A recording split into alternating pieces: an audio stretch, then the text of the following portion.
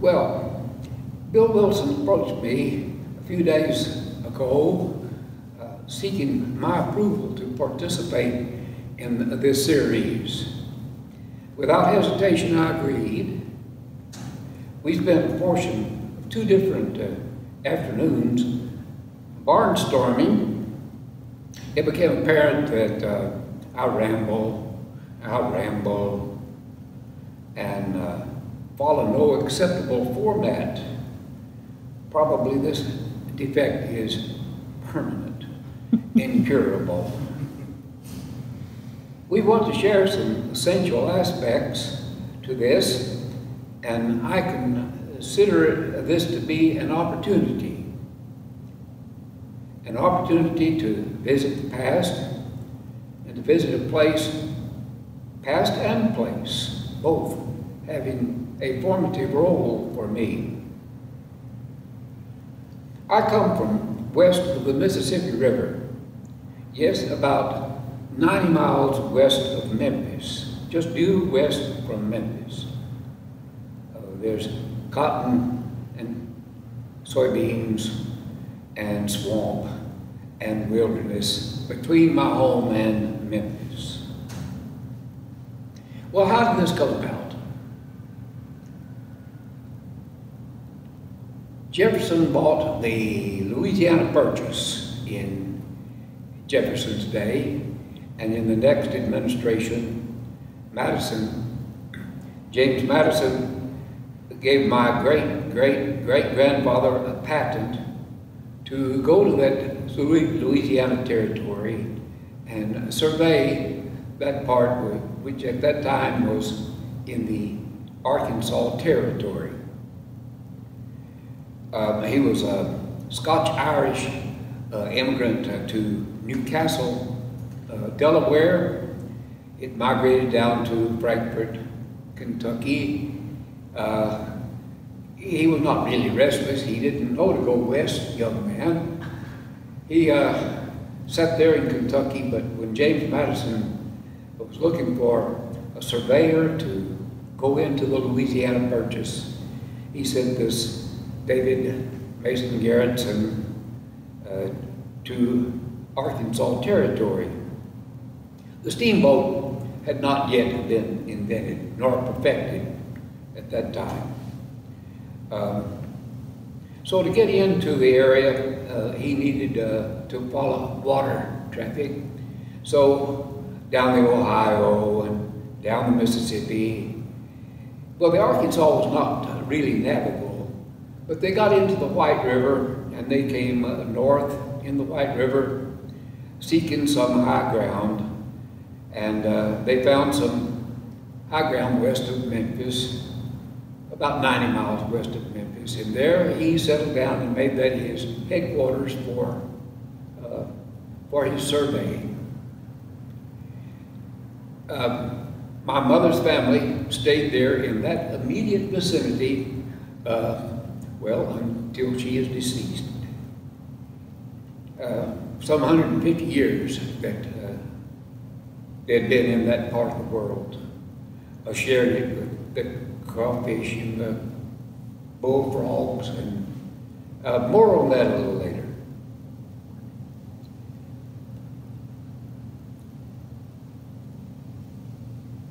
That entire area is subject to flood, except the little bluff on which my village was located.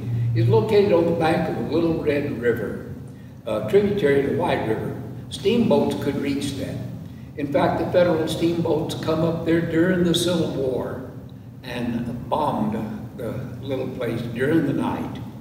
My grandfather was a 10-year-old boy at the time that the village was bombed out by the federal gunboats. But that federal boat traffic on that river, as I said, the Arkansas River was not navigable.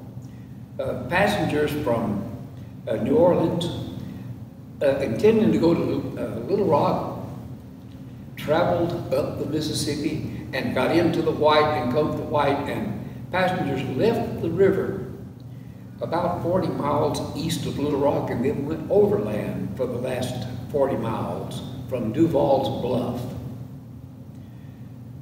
They settled in there and started just on the edge of civilization. But to the east, there was no hope for any help to settle things. But to the west, the Ozark Mountains, within about 10 miles, started rising up and promised a place for settlers to come and build their churches and build their lives and start their existence.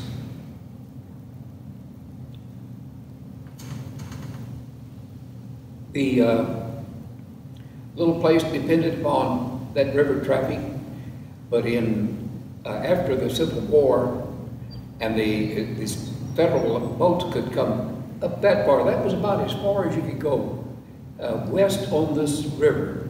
It was West Point, but it was west after Captain West came there, not Captain West, a steamboat captain.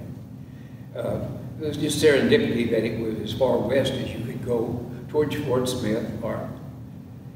And the Andrew Jackson administration, in removing Indians from the southeast of this nation, gathered them up around Nashville, Tennessee, sent them on the Ohio River by steamboat, around the Ohio River, down the Mississippi, down to the mouth of the White River, up the White River, over into the Little Red River, and they go as far as they could towards Oklahoma. They would leave the boat there at West Point, go overland into Oklahoma, and it was their plight. Unfortunate, they discovered oil in Oklahoma after they were resettled there. They discovered oil. Now I see the Supreme Court has just ruled that eastern Oklahoma is tribal land. We must relocate some of these people that did not obey the tribal laws. So my family got located on the bank of this river where I was born and raised. My parents had 9 children. 7 became viable. 2 boys, as babies, just could not survive in that hostile environment that was almost free of any sort of, their medicine was still primitive.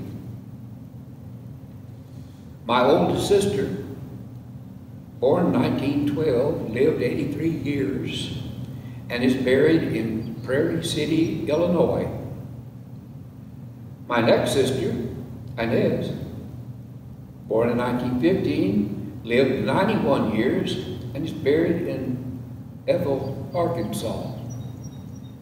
My baby sister, born in 1931, lived 85 years and is buried in Pasadena, Texas.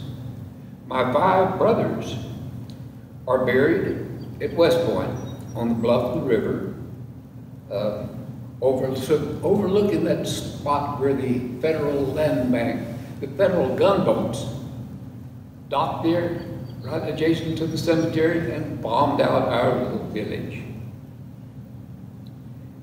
My brother, M.G. Sanders, born in 1918, died in 2019, age 101.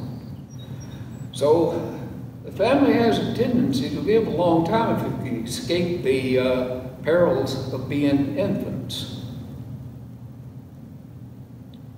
Bill Wilson asked me what it was like growing up in a small town during the Depression.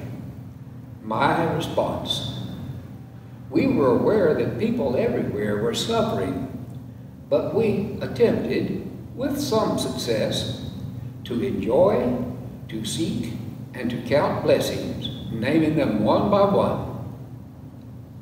There was no electricity in West Point in 1929, but great joy, the Arkansas Power and Light Corporation, they brought electrical power to the village in 1930. It was the only reason they brought power there was a very, very significant economic development on the bank of the Little Red River, a booster station on the Mississippi River Power Corporation. They pump gas from Bastrop, Louisiana to St. Louis. Well, to have this pumping station there, they needed electricity. That meant that the power company had to build an extension downstream from civilization to this village and equip the village with power. Now this booster station, this pumping station, sort of regulated life on the bank of the Little Red River, and still does till this day, from 1929 forward. My sister married the son of the chief engineer at the station. She was only 16 years old at the time. In 1931, when she was still a new bride, she hosted a family Christmas dinner at her house with electric lights on a cedar tree. I was 5 years old at that time. Santa brought me a toy dog that had a red nose that reflected the red Christmas tree lights. My sister had sparse furniture. My grandfather fashioned a long green bench, painted it green. Two of my brothers and I, the three of us, sat on that bench to eat this sumptuous Christmas dinner. My mother had prepared most of all of these goodies. Shortly after that, our home was wired for electricity. We acquired our first radio, a console with two knobs, one for tuning, one for volume. The volume knob also served as the off-on button. A very weak yellow glow illuminated dial marked to indicate the station being selected. My twin brother and I became avid radio fans. In daylight, we could pick up stations in Little Rock or Memphis. Little Rock was about 50 miles away, Memphis 90 miles away. At night, after 7 p.m., we could get Nashville, Cincinnati, New Orleans, St. Louis. My grandfather preempted everything if the Little Rock station was broadcasting the debates between Amy Semple McPherson and the Reverend Ben Bogard, a Baptist theologian from Little Rock. Evidently, these debates were efforts to bring a cognitive aspect to evangelism. Let us move on to 1932. In August, my twin brother and I joined 10 other youngsters to start first grade at the new West Point Consolidated School, thanks to the Mississippi River Fuel Corporation. All 12 grades were housed in one building. 7 teachers, 6 primary grades occupied 3 rooms. Grades 7 and 8 treated as something akin to junior high school.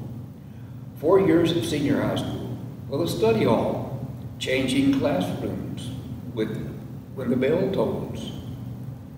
2 large outdoor privities, 1 barn to stable horses used to transport students from the remote parts of the district. 1 young man rode his horse 6 miles. At noontime, the big boys would go to the barn, get on their horses, and have a little rodeo. Later, 1940, some students arrived to this school by boat, coming upstream in the morning, a distance of 4 miles, only to return after school. 12 little scholars sharing a classroom with the 2nd grade. It was the largest entering class ever. We all graduated, but not in the same year. The school building was relatively new. The six big German-built engines that powered the pumps at the station were only a quarter of a mile from the school building. Each engine had its own muffler. Each engine had its own tone. Each engine had its own rhythm, a lone drone, something akin to a bagpipe.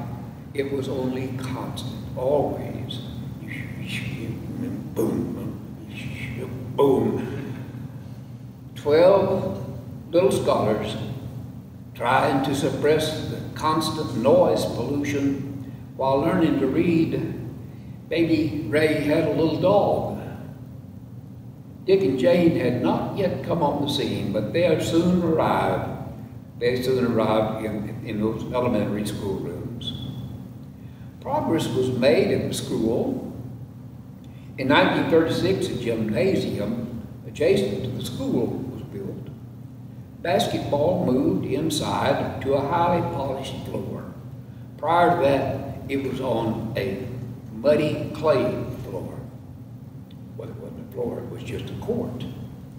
2 rooms in the new gym were dedicated to music. A boys' quartet was formed. Cheerleaders appeared on the scene. It seems most appropriate that the school mascot for West Point had to be the bullfrog, since the school and the Little Red River existed together and rode together, rising and falling, flooding and failing, as if by design. So you understand, green and white became the school colors. The NYA built a school lunchroom in 1939. A Smith Hughes shop soon followed. A yellow school bus began in 1938, replacing the horses of 1932.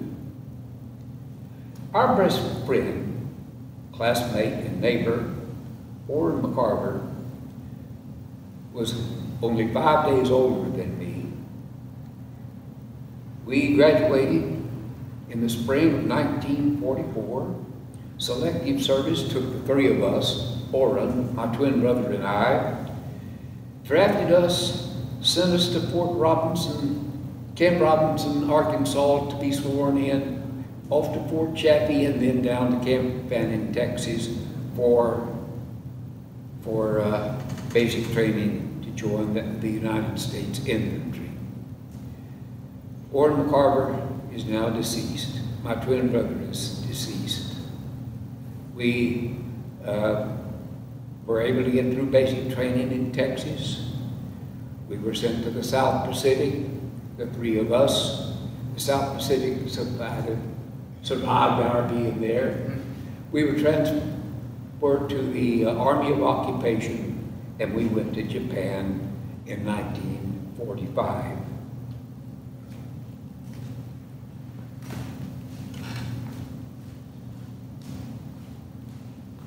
Now, Bill and I knew I was going to ramble, and so I had no idea how long this was going to go. This is the end of my prepared notes, so we will now engage in ramble.